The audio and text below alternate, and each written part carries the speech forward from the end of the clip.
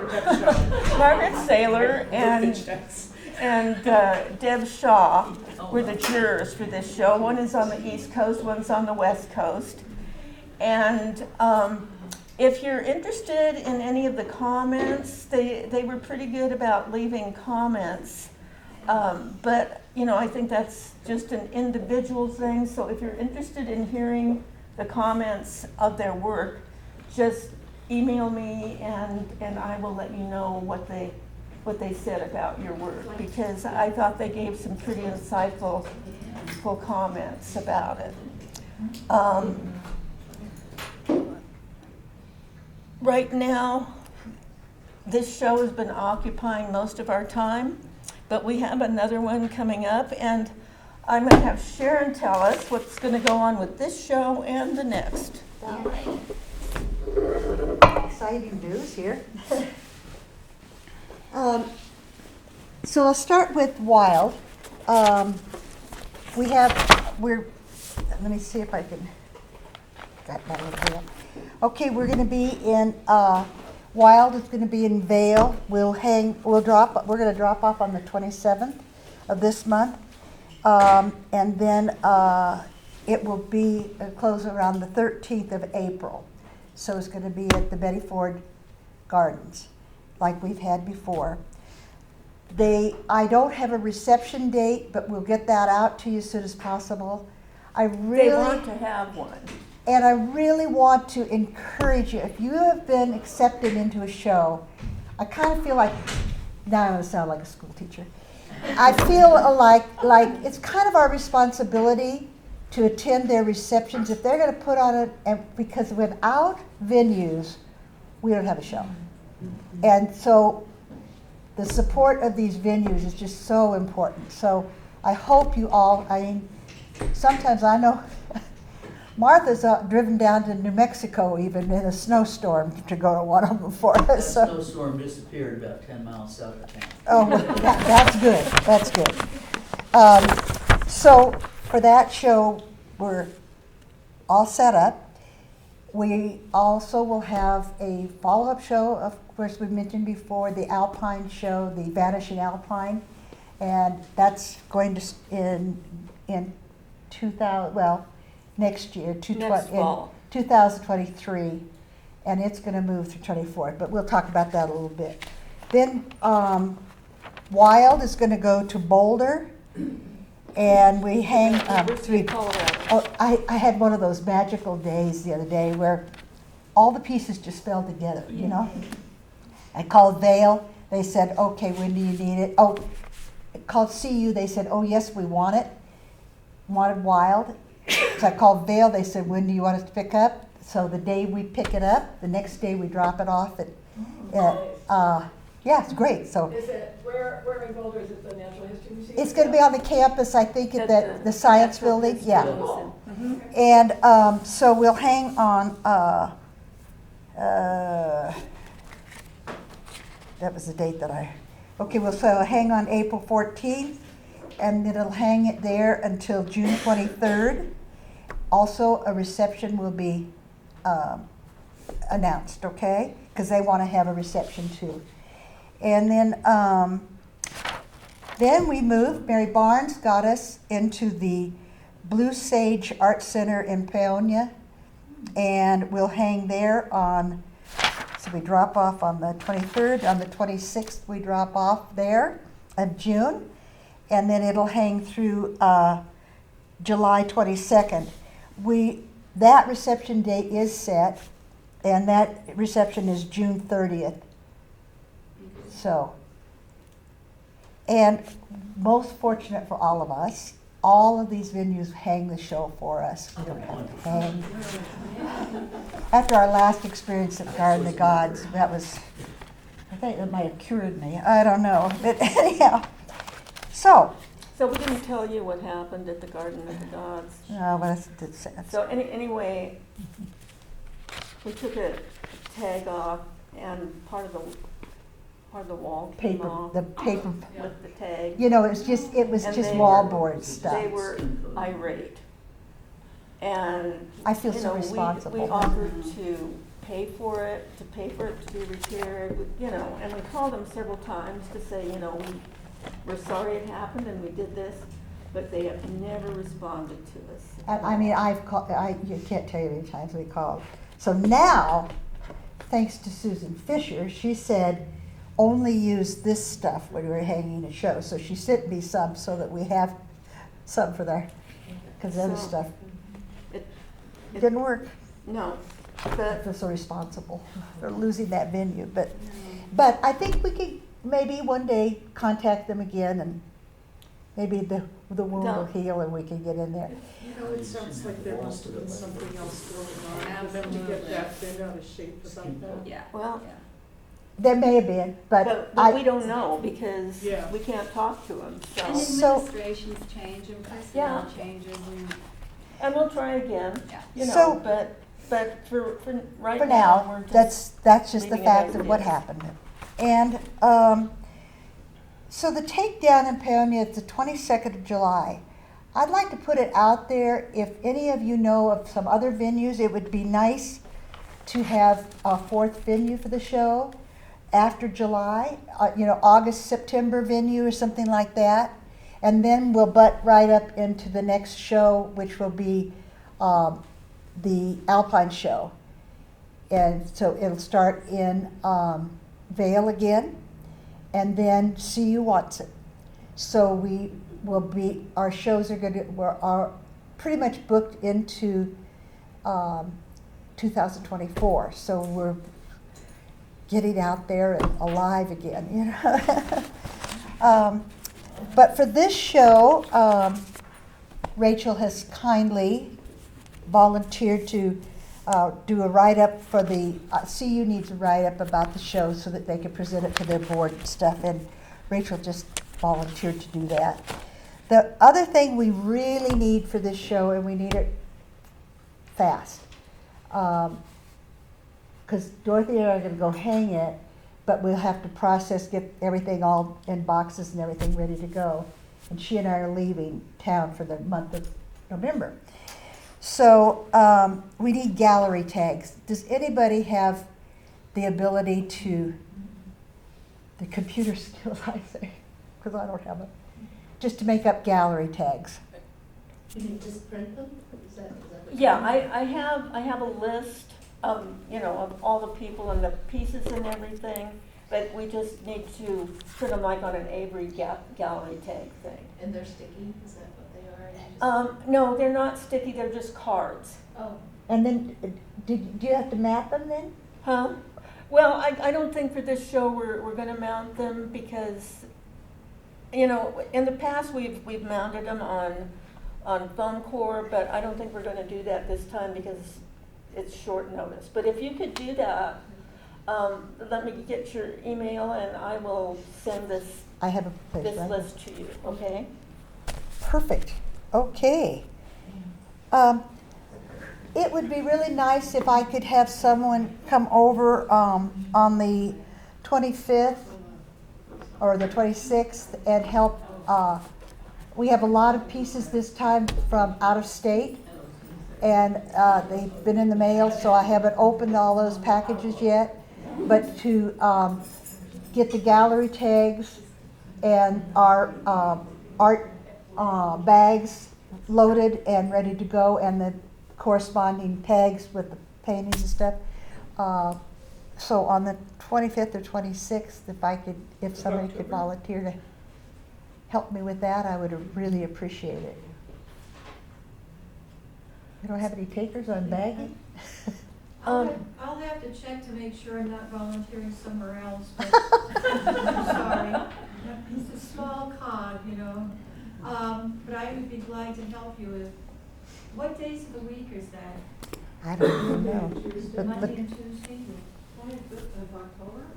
it'll just be one, I mean, it'll only take about max, maybe 2 hours, but I mean, that's max. It'd probably be just 1 hour. It's just a matter of looking in the bags, making sure that we have the pieces match the gallery tags, that type of thing. It's just, and then just load them in my car. So, Okay, for this show, I see a lot of pieces that are in the show. We are parked in the second place on the right-hand side on the first floor in the covered the parking lot here. Bring your pieces out. Bring a piece of paper with your name and the title of your piece to put in the outside pocket of the case that we'll put it in. I don't think we need that, because we're gonna have to go through the bags and match the tags, and so we'll do it. No, that will help. Okay, That will that'll help, help. yeah. He's the boss. That, if we just have your name and the piece, the title of the piece on the outside, that'll help a lot. Okay, let me see if there's any other notes on this. Anything that you have questions? Anybody with questions about? How many pieces are in the show? 32. Great. And are some being shipped in from out of state? Or? Yes. Yes, quite Yeah, a few. this piece was open nationwide, so we have pieces from all over the country, so that's nice And to we have have. members all over the country as Yeah, well. So, yeah. So that's good. Okay, is there anything else you guys have any questions? Well, I have a question. I see some faces that I don't know, and I would like to go around and have you introduce yourself and just tell us a short blurb about yourself. If you have a piece in the show, why you Maybe. joined RMSBA, anything like that. Can you And maybe start? tell us about your piece in the show Uh-huh. too, if you have. Lynn Zimmer, and no, I don't have a piece in the show. Maybe next year. I will Okay. do that. Right now, I'm just finishing up, trying to complete the certification. Wonderful, Yeah. wonderful. Yeah. So So You're- that's you're my being entire attention right now. that's a Yes. good focus. Yes, it's called Can I Pass? But you're working hard on it. Oh, yeah. Yes, Thea knows, because every day she gets a little note going, Thea. A little message of support goes the other way. All right. That's enough of me. Let us know who you are. I'm Ellen Idelson, and I do not have a piece in the show. Hopefully next year I'll be more together and try to do one. But the works are beautiful, so. Aren't they? Yeah. Yes. I'm very proud of this show. Mhm. What was your first name? Lynn. Lynn. Oh, that's my sister's. Hi, I'm Janet Vedder, and I came down from Loveland, and I do have a piece in this show this year. It's the Mule Ear Sunflowers. I'm Lily Hoffaker. I've got two pieces. They've got a pen flat on the table, the Mountain Gentian and Queen's Crown, both elfin flowers. And I graduated last year. So is this the first RMSBA show you've been in? This is Well, the first meeting. Welcome. Welcome. Hi, I'm Mary Crabtree, and I have pieces on the end there in the show.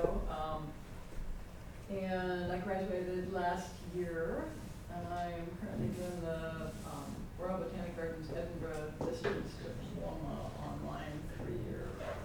Why did I do that?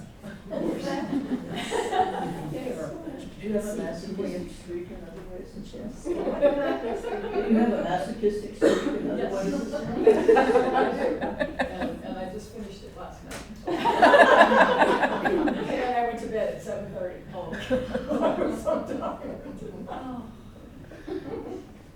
I'm Chanel Dieter. I have a piece in the show. It's a beat line. Well, it's good to see you back, Chanel. I haven't seen you for a long time. Yes, I've been busy getting my master's degree. Great. Congratulations. I'm Kathleen Harrington. This is my third meeting. I did have a piece in last year's show, and I have one in this year's show. It's the Fendler ground cell. I've been trying to do plants that grow on our property. We live at 8,200 feet.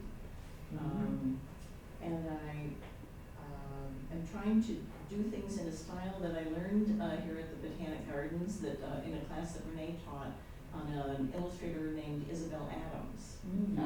Yes. Hi everybody, I'm Shire Elaine. I am one of the instructors here now, and I have 2 pieces in the show, and they're packaged right here. One's Datura, and one is Ariodictea and Californicum, related for the American herbal pharmacopoeia in California. Deb Jenkins, I got 2 in the show. I'm in the Botanical illustration course now, and I'm very humbled, but I got a piece in the red show that's upstairs. Great. I'm Teresa Berger, and I got my certificate from the classes here like 10 years ago, so in ancient history. I do have a piece in this show. I was very glad to get it in. So. My name's Judy Santambrosio, and I too graduated way back when. And I'm a friend of Teresa. She invited me to see your artwork, and it's lovely. Well, thank you. I'm glad you came. I'm Jan Boyd Herring. I have 2 pieces in the show, the fringed gentian and the blanket flower over there. I graduated a long, long time ago. And glad to be here and see all the art. I'm Martha Neri, and I graduated in 2012 or thereabouts. And I have 2 pieces in the show there on the end down there. One is Fukiara splendens, which is Ocotillo, and the other one is Bachelloa gracilis, which is blue grama grass. And I'm glad to be here. I'm glad to see these works. I'm glad to see new members, and it's a fine day. Can I get the following Martha? I'm Thea Caruth, and I do have a piece in the show like Lily. I did the Queen's Crown. This seemed to be the year for that. And it's one of the 3 Alpine Sedum. And so next year I'm hoping to do maybe another one. Another Sedum. I don't know. See, I graduated from the certificate program here last year, just about this time with Lily. That's right, yeah, with Lily. And this past year I served as a membership chair and had the opportunity to talk with some people who have been longtime members of RMSBA, some ASBA members who live in the Rocky Mountain region, trying to encourage them to join. And I talked to some people who were members for years and dropped out, and kind of trying to sort through that, and Jan helped me a lot with that. So, yeah. Well, I don't want to interrupt, but Thea has agreed to be president next year.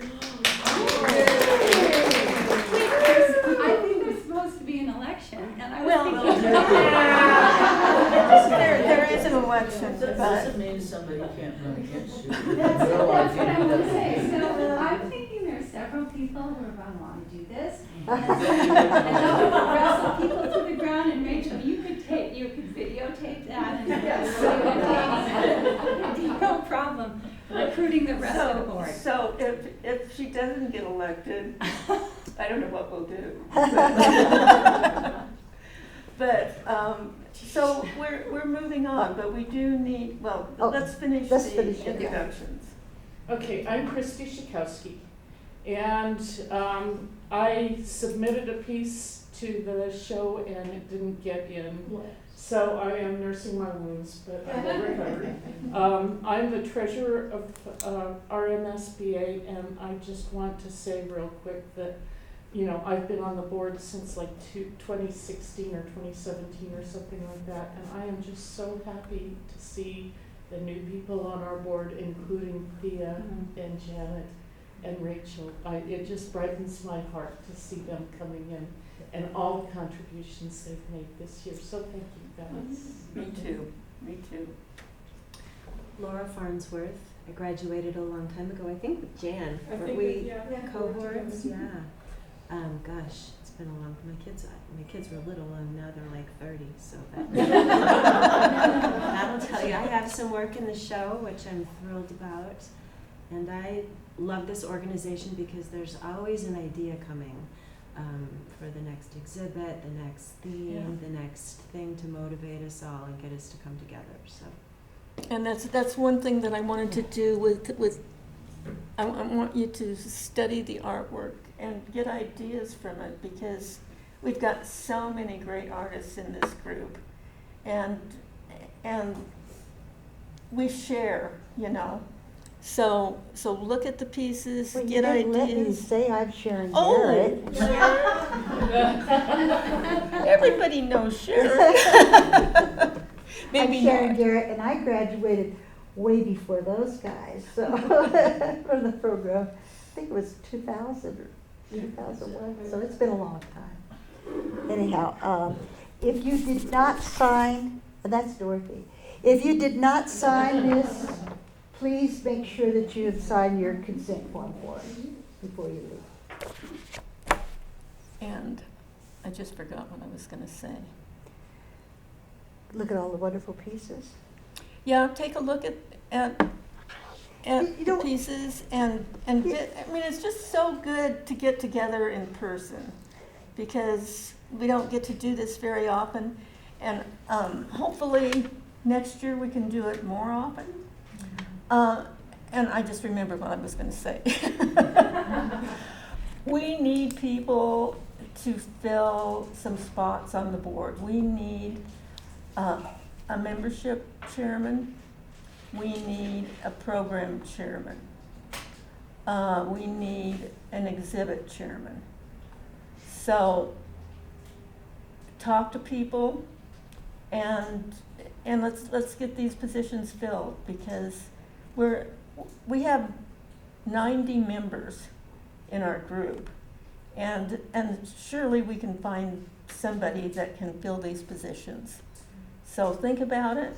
I mean, none of these take a lot of time, so except maybe exhibits. Well, and that one is, And that is no longer chairman, that's gonna be Right. it's a committee. It's a co-chairmanship, you know, it's just way too big for one person to do, or two people to do. Can So, programs be a committee as well? Or do you feel like you well, need could be. the chair? it could, I just wanna get one person. Exhibits really Yeah. has to be a committee. This Yeah. has just gotten, you know, there's just too many facets of it. And maybe you need to decide on a point person for the committee. And I know that I will be willing to work on that committee and do jobs, but I think I need to retire from the quote chairman thing. Dorothy does too, so. But So- I wanted to say something. Some people had some really interesting remarks about their work. Teresa does, and her piece has some unusual things. So maybe if you do have something that you want to tell about your particular piece, Teresa, for instance, would you mind telling us about yours? And I'll hold it up for you. Except that I'm kind of shaking. Maybe I should. Which, I'm on this. Is this yours? Yeah, that's mine. Okay. My piece, I'm a member of the Colorado Water Garden Society, and this is a wildflower that actually grows in the various seeps and some of the shallower streams. And also some of the water gardeners grow it. It's a very interesting plant in that I wanted to do something kind of small, because I usually do like 16 by 20 things. This little plant with these bright yellow flowers is extremely variable. It can grow from 4 inches tall. So what you see there is botanically absolutely correct with the plants that I had. I even managed to get and kill three specimens. How, I don't know what I did. But, so don't feel bad if your plant dies. But so it can grow from 4 inches to like 2 feet. It forms mats where it grows. So what I tried to do was to show a little bit of the ground and the middle one has a little root coming out. I also did a little bit of the blue to hopefully show somebody that this is kind of a water plant. The leaves can be everything from almost a heart shape to the exact shape of the leaves that you see there. Those bright yellow flowers can have mostly have 3 petals. Rarely they'll have 5 petals. There are little red dots in the throat. Sometimes they have none, sometimes they have 3, sometimes they have 7. When the flower opens, the top petal forms almost like little bear ears. And then as it ages, those little bear ears grow together so you get that triangular shape like you see in the middle flower there. It can be an annual, it can be a perennial. If you look at the information on CalScape, which is California's big botanical thing, you'll get an idea of the variety of it. And then if you look at the Colorado professional things, you'll see a little bit of difference. It is studied by botanists for evolutionary and genetic things, and they have just now, or in the last year or so, reclassified it. So it had been Mimulus guttatus. It is now Erythrantha guttata. And I have never heard somebody say the word erythrantha, so I may have it wrong. But, so it was just such a cute little plant that somebody had, and it was a wildflower, and I have a degree in biology. I thought it was interesting. I had a heck of a time with the composition because it could be anything you wanted it to be. So my advice is pick a plant that you're really interested in, do your research, and then just do the best you can. And I was pleased that it was accepted because I just didn't know. But I wanted to do something cute and little. So there's cute and little, and there it is.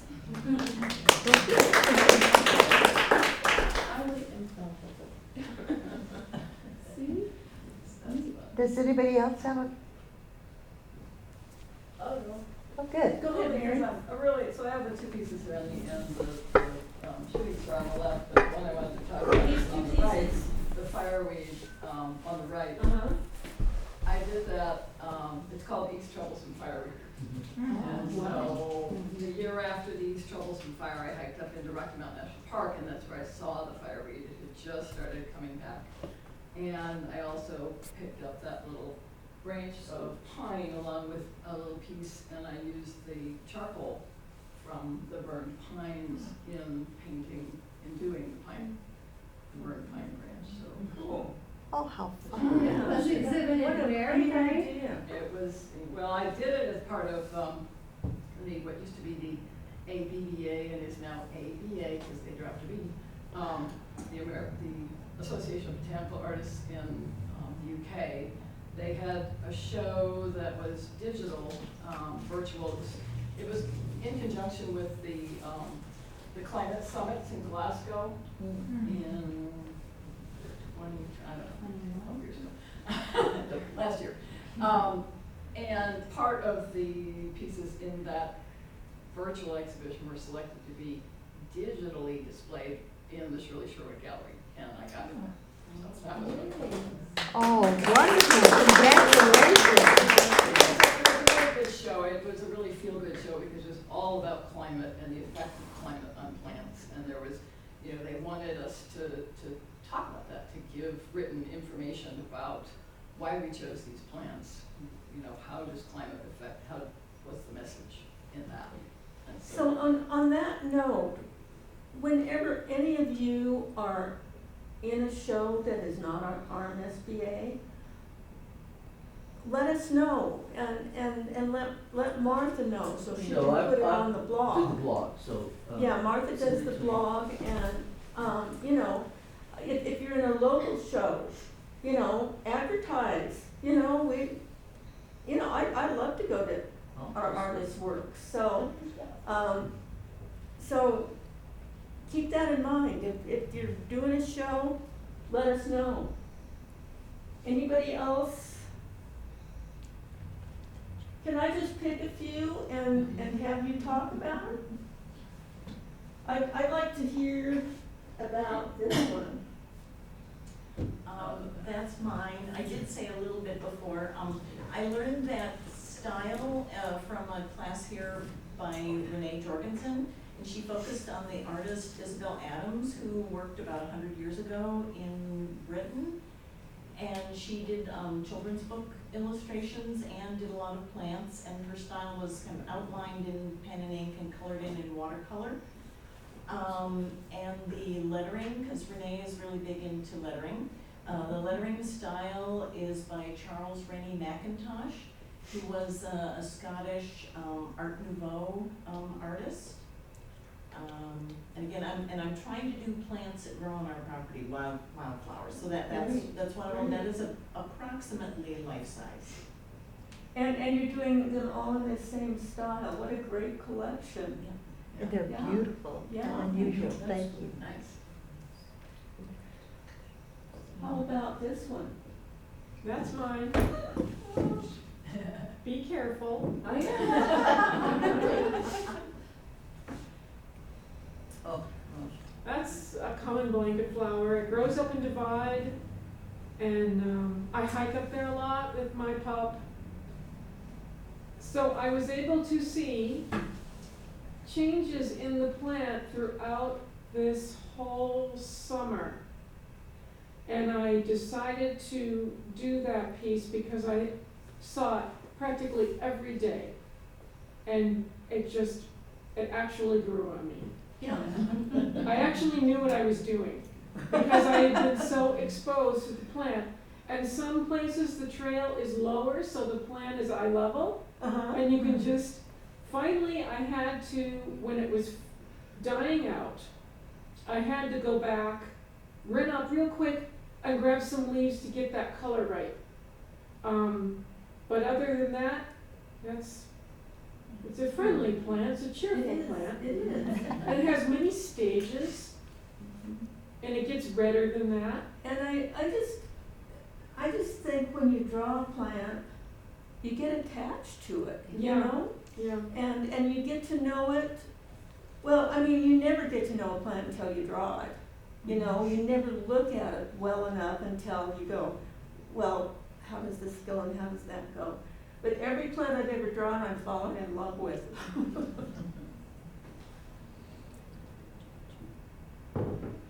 Dorothy, Laura's over there on the green paper. Huh? Oh, I'm sorry. I was, That's, Yeah, that's me trying new things. It worked. Well, thank you. it really Thank you. I worked. discovered a new kind of paper. You know, any excuse to impulse buy art supplies yes. makes for a good day at my house. So I found a really interesting sage green Fabriano paper, and it lent itself to the subject because it's got kind of a moodiness to it, and the paper is quite textured, so working in colored pencil gave almost the effect of pastel, and that was kind of fun to work with. And I haven't worked with toned paper a lot, so I learned some things, but I was really pleased with that sort of, maybe it was dusk sort of depth to the colors and just a little bit more muted quality. beautiful. Well, I think we're just gonna go through all of these because I'm really enjoying I'm really enjoying hearing about that. I didn't realize it was on toned paper. That was, all right, this one. Okay, that's mine. I have a more dramatic story about that one. Mhm. So we were out in South Park, as I always am, and completely stumbled upon a field of those Rocky Mountain fringe gentians. And I didn't even know what they were. I had never seen them before. And so took photos, marked the date, and when it came time to do a piece for this show, I realized how little information I actually had about this plant from my photos that we had just stumbled. Oh, and I had locked the keys out of my car. Oh, no. I lost my keys. Pardon So me. basically, we were looking for keys and looking at plants. How do I turn that? And so How to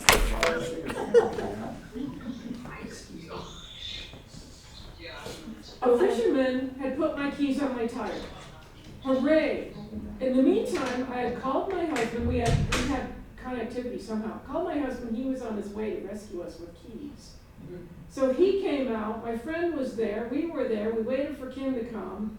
The dog showed up. Everybody's out there. But this, and with all the excitement, I took 4 photos of this plant to document it. So I marked the date, and Kim and I went out again this year. The whole place was flooded with water from our rains. Oh. And I thought, oh no, disaster. Well, these little guys, Their water is. they came up through the water and were growing in water. Oh, Thank my gosh. goodness. So I was able to get the bottom half of the information on the plant and the grasses that grew around it.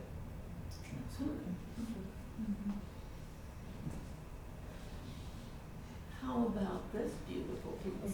That's mine, and I just brought something because Well, I great. didn't enter the show. That's okay. But, yeah, it was just a really fun piece to do. And my husband's uncle was an artist, and I've always admired a watercolor he did. Was a close-up of the colored corn like Is that. this watercolor or colored pencil? Colored pencil. Uh-huh. And so I just tried to do as good a job as he did, and I really liked the piece. Well, it turned out very well. And this one is on the same paper, is that right? Mm-hmm. Well, I really think you made it work. Mm-hmm. Thanks.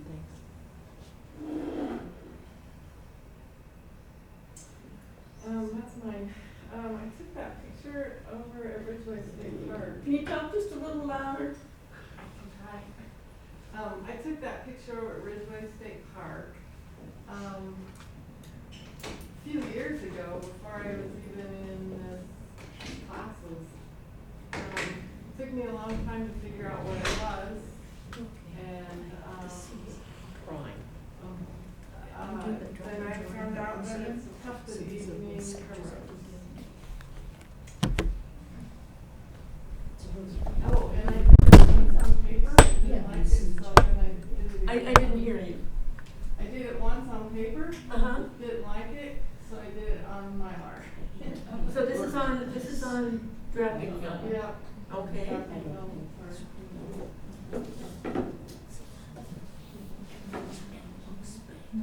don't really know the story for that, other than I saw that up in Jefferson County at one of the parks when I was up hiking. Well, this one's mine, and it's a claret cup cactus, and I just wanted to do it really big. And it was fun to do really big, because I don't know, it just makes me happy to work with red pencils. You know, the reds and the oranges, it makes me happy to work with it. So I love doing red pieces. And, you know, I just wanted to do something that would look like the claret, but big enough so that people would notice it, because it's only that big. But it is fun.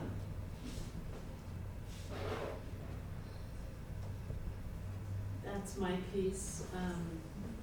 It's a bee plant, and I found it at Bobby Yard Park.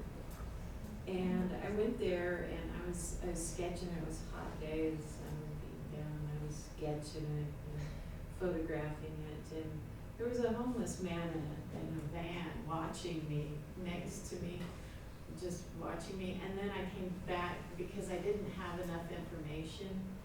And so I came back the next week, and he started talking to me, and he told me where all the best bee plants were, the ones that were just opening up, and the prettiest ones. And he knew where all of them were and what state they were in, because he had watched me do that, and then I came back and he helped me out. So, Well, I mean, I love looking at the pieces, but it's really fun hearing the stories.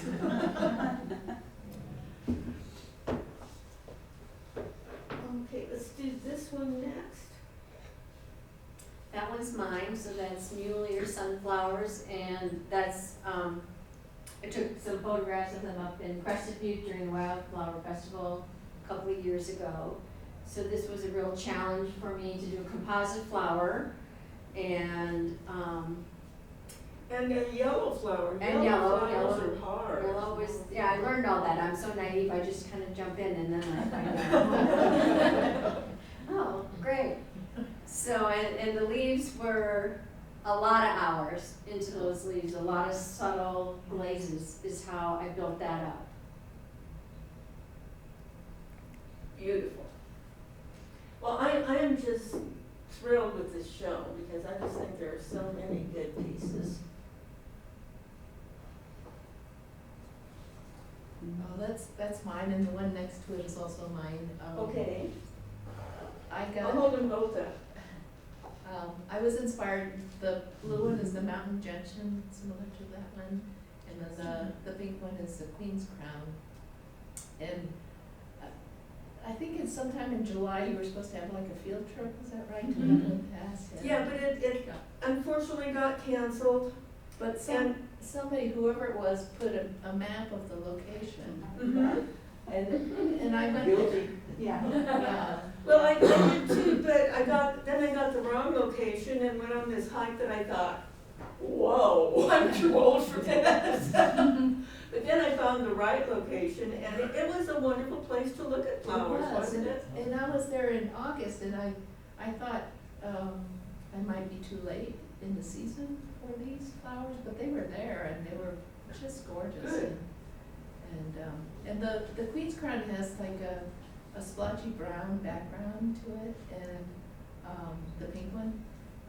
And I was inspired to do that because I saw somebody's article saying that they used, and I didn't do this, but they used black tea to stain their paper. Oh, really? And I really wanted to do it, but I just didn't have the courage, really. Well, you did stain the paper though. I did, but it was just paint. But just paint, not tea. Yeah, not tea. It does. Especially on textile paper. And it's That's mine. That's mine. And like Lily, I chose the Queen's Crown, and like Lily, I went venturing up to the location of the canceled hike there on Pass Lake. And this particular Queen's Crown was sitting on granite and moss, so I tried to capture that. The perspective eluded me, but anyway, it was fun to go up there, and I went twice. Once just didn't cut it, even with the photographs. An excuse to be outside. And last but not least, Martha? Mm-hmm. Well, that's these are on both of those pieces are on drafting film, and then behind the drafting film is some Stonehenge colored paper, palm paper. And so that one that Dorothy's holding up is called Gila Corral, and it's Fukiera splendens, which is Ocotillo. But the thing with Ocotillo is down there in the Sonoran Desert and the Chihuahuan Desert, you can jam those things into the ground and you have preset barbed wire right there for a livestock enclosure, save a lot of money. And they will retain flower, most of the time they're just sticks. But if they get a little moisture, then some little flowers will pop out. If there's enough, some blossoms will come. And so what I did there was a technique that I was taught by Susan, no, that was Renee, that taught us to do color pencil and graphite. And then I applied the color pencil and graphite technique to the Durawater film. This is Durawater film. And the graphite works particularly well on that because Durawater is not going to take very many layers of color anyway. So the suggestion can be just all in graphite, which it is here. And then that plant is mostly gray anyhow, so that's your favorite pastel, finest kind of polychromos. And then I did an enlargement of I can't turn off the yours. single flower and inset the habit up in the corner. And so you can work really fast with this, and by putting a tone behind it, it gives you a little bit of a different level. This one's called Grass Dance, and it's Baucholoa gracilis, which is blue grama grass. And so it's called Grass Dance because it's reminiscent of the Kiowa grass dance. The grass dance was performed mostly by teenage boys, because what it was about was flattening the grass for the floor where the teepee or lodge would go up. And so they would dance in a circle, one leg out kind of thing. And so I have this as the grass dance grass dance today though is all ages. And so these are different aged plant or Well, leaf. yeah, when the wind blows, Right. this plant dances. What's that? I said, when the wind blows, this plant They dances. do dance. And this And- looks like a dance right here. And that plant is, we talked about the Wild Wild West, anything anywhere in the West. So I said, well, it's all over the West. Blue grama grass is all over the interior West. You can find it anywhere. The Ocotillo is in the deserts to our south. But, so that's what I went for, non-alpine plants, because I'm going to do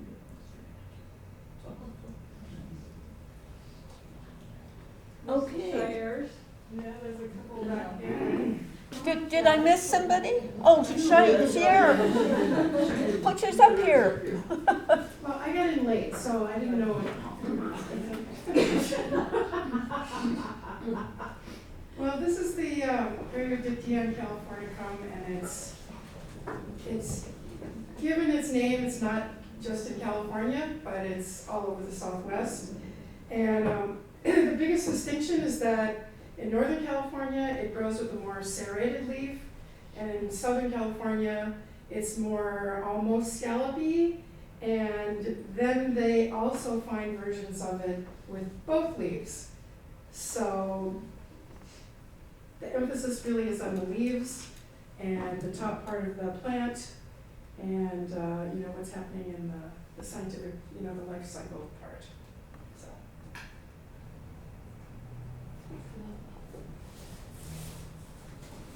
Okay, that's one.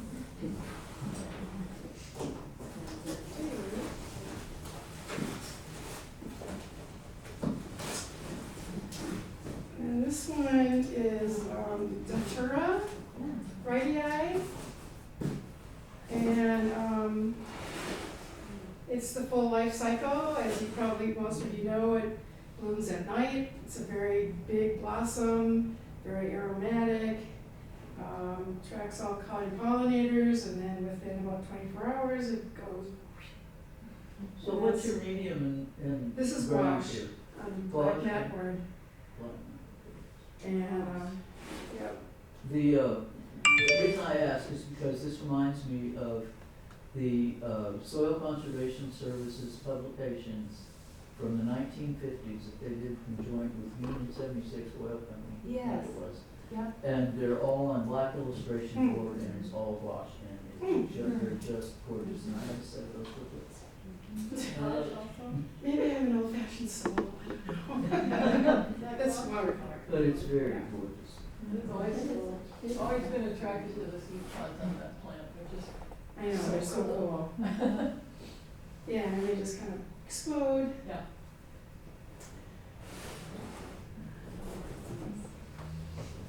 Does anybody else have anything to add for?